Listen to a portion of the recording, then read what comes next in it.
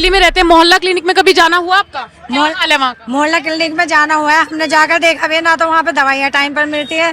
पहले बीच में कहा था चेक फ्री होंगे, कोई चेक करने वाला नजर नहीं आता, कुछ भी सुविधाएं नहीं। कहीं कहीं पे तो कुत्ते घूम रहे हैं उसमें मोहल्ला क्लिनिक के अंदर। तो कोई स्कूलों के आपके बच्चे कहाँ पढ़ते हैं? हमारे बच्चे तो पब्लिक स्कूल में जाते हैं, क्योंकि गवर्नमेंट स्कूलों में एक एक क्लास में 80 और 100 बच्चे हैं। टीचर्स गायब रहते हैं, क्लासों में टीचर्स ही नहीं है और बच्चों को बैठने के लिए भी कोई फैसिलिटी नहीं है। दो मुद्दे हैं जिन पे केजरीवाल बहुत अच्छे से बोला करते थे, उनके नेता और मंत्री बोला करते थे, तो दोनों तो आप फ्लॉप बता रहे हैं आपके हिसाब से? दोनों मुद्दे फ्लॉप है। अभी आपने सुना भी होगा प्राइमरी स्कूल में बच्चियों के साथ रेप हुआ था, वो भी तो सुना होगा। क्यों हुआ था? केजरीवाल जी ने वहाँ कैमरे नहीं लगवाए। क्यों नहीं लगवाए कैमरे? क्यों ऐसी ऐसी दुर्घटनाएं स्कूलों में हो जाती हैं? तो उस चीज के लिए सतर्क क्यों नहीं है? अच्छा, एक तरफ बीजेपी को लेकर कहा जाता है कि वो सनातन को आगे बढ़ा रहे हैं, आपने देखा ही होगा, मोदी को पूरा श्रेय दे दिया जाता है, और कांग्रेस को विरोधी कहा जाता है। ऐसा क्यों? मंदिर तो कांग्रेसी भी जा रहे हैं। नहीं जाते तो है, विरोधी लोगों की सोच है। मोदी अपने लिए कुछ नहीं कर रहे, मोदी देश के लिए कर रहे हैं, ठीक है। तो इस चीज को तो हर एक इंसान जाएगा, ऐसी बात नहीं है कि मुसलमान भी नहीं जाता है। नहीं, मुसलमान बहुत से ऐसे हैं वो भी जाते हैं, लेकिन हाँ ये है कि हिंदू मुस्लिम वाला तो टॉपिक गलत है। लेकिन ये है कि हम मोदी जी ने जो किया है अब बहुत अच्छा किया है, इससे हम लोग खुश हैं। मोदी हमारा देश कभी सुनाई आया था? आप बताइए बेटा कि हमारा देश कितना पिछड़ा हुआ था, हिंदुस्तान जो बहुत ही ज्यादा आज किस नंबर पे है ये देखो, ध्यान तो मोदी जी ने हटाई 3 तलाक, मोदी जी ने हटाया।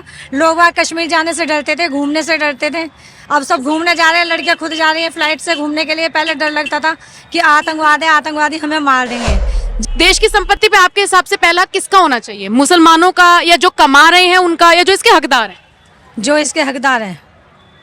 नहीं देखो जी, ये तो जैसे मुसलमान का है तो मुसलमान का होना चाहिए, हिंदू का है तो हिंदू का होना चाहिए, इसमें कोई वो नहीं है। अगर वो कुछ करेंगे भी तो सही करेंगे, गलत तो कुछ नहीं करेंगे। अब ये नहीं, इसके आगे मुझे कुछ नहीं पता। मैडम एक बात बताइए ना, मान लीजिए वो राहुल जी कह रहे हैं या सर्वे में जो कह रहे हैं कि संपत्ति का सर्वे कराएंगे और वो मुस्लिमों को दिया जाएगा, हमारे धन को कमाए हुए दूसरों को कैसे दे देंगे? हम अपनी थाली में से रोटी दूसरे को कैसे दे देंगे? ये तो बेवकूफ़ी होगी हमारी संपत्ति को उनको क्यों दिया जाएगा? उनका कहना है जो कमजोर है, उनका कहना नहीं, उनका मतलब निकाला जा रहा है कि भाई जो कमजोर, आपकी थाली में 2 रोटी हैं, आप दे दीजिए किसी एक गरीब को। क्यों दे देंगे? उससे भी तो दिलवाओ ना एक बार। मुस्लिमों की संपत्ति भी तो हमें दिलवाओ एक बार। उनके पास तो कितनी संपत्ति है, उनके तो 12-12, 15-15 बच्चे सारे कमा रहे हैं, मियाँ बीवी कमा रहे हैं, उनके पास तो अंधी कमाई है। उनसे भी तो गरीब तो हिंदू में भी है ना, उसको दिलवाओ ना उससे संपत्ति। अब कैसे याद आ गया मुसलमान को जो संपत्ति दिलवाना? क्या हिंदू के पास ही संपत्ति है? ये कुछ नहीं है, सिर्फ द्वारा से वही राज लाने वाले हैं यहाँ पर। सिर्फ जो है पहले वाला काम होने वाला है। ऐसा नहीं हो सकता जब तक हमारे मोदी जी बैठे हैं।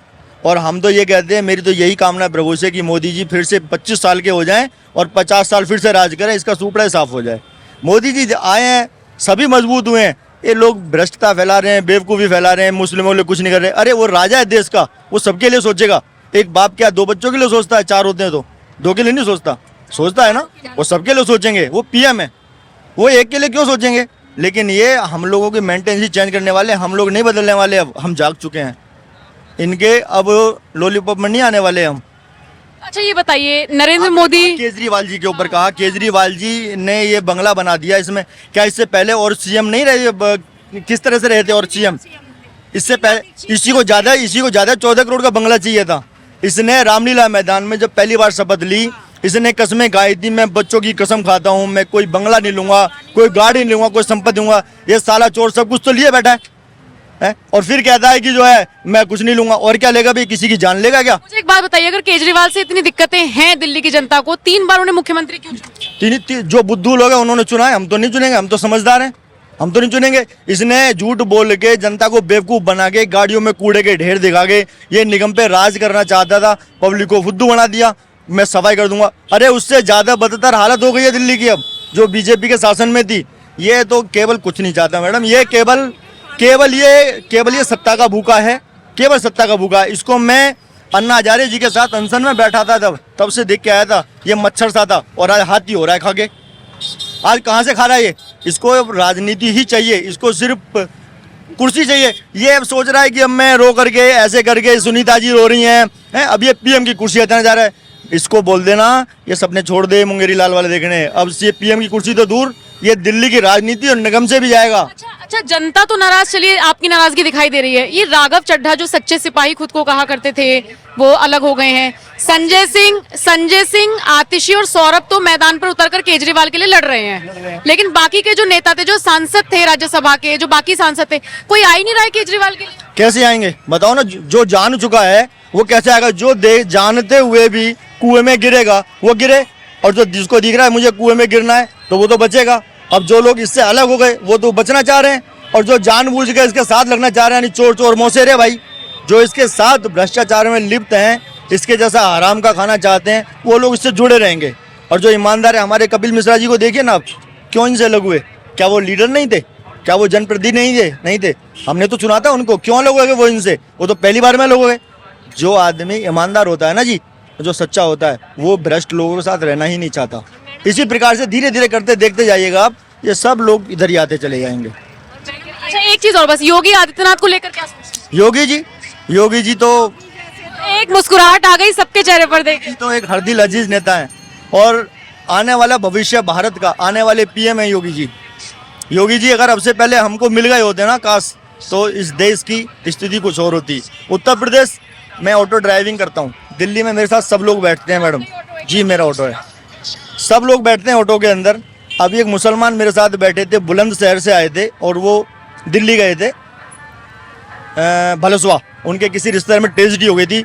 उन्होंने अपने मुंह से पहली बार कहा, कह रहे हमें अगर शासन लगा तो मोदी और योगी का लगा।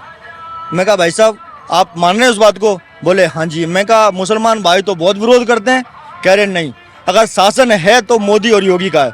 देखो ना हमारे यूपी में, मैं बुलंदशहर से आया हूँ, और हमारे यूपी में एक एक बदमाश को जंदोजमी कर दिया है, नजर नहीं आ रहा है, सब खत्म कर दिए हैं। मैं कहा अगर पीएम बन गए तो? कह रहे पीएम बन गए तो देश से कर देंगे, तो बनने चाहिए ना। बोले हाँ योगी जी पीएम बनने चाहिए, तो I like it Yogi ji. PM के रूप में योगी जी को देखना चाहते हैं हम। आप क्या राय रखती हैं दिल्ली में बैठकर यूपी के मुखिया को लेकर? तो बहुत खुश है, हम तो बहुत खुश है।